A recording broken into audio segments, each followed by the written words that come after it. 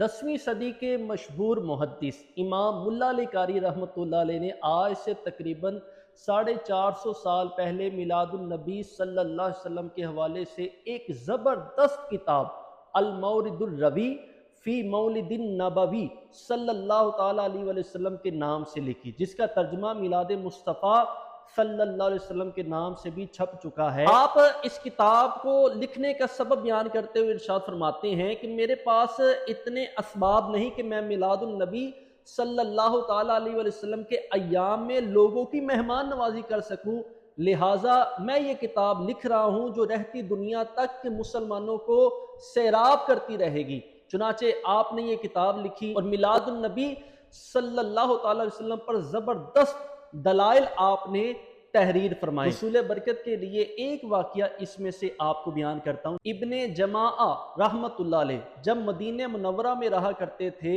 तो उस वक्त आप मिलादुन नबी सल्लल्लाहु अलैहि वसल्लम के अयाम में लोगों को खाना खिलाया करते। आप फरमाते अगर मेरे बस में होता तो मैं पूरा महीना हर रोज महफिल मिलाद का इनइकाद करता। आप भी इस किताब को हासिल करें, इसका मुताला करें और दूसरों को भी दावत दें। ataunnabी.com वेबसाइट पर यह किताब ऑनलाइन भी मौजूद है, जिससे आप इसकी PDF फाइल को डाउनलोड भी कर सकते हैं।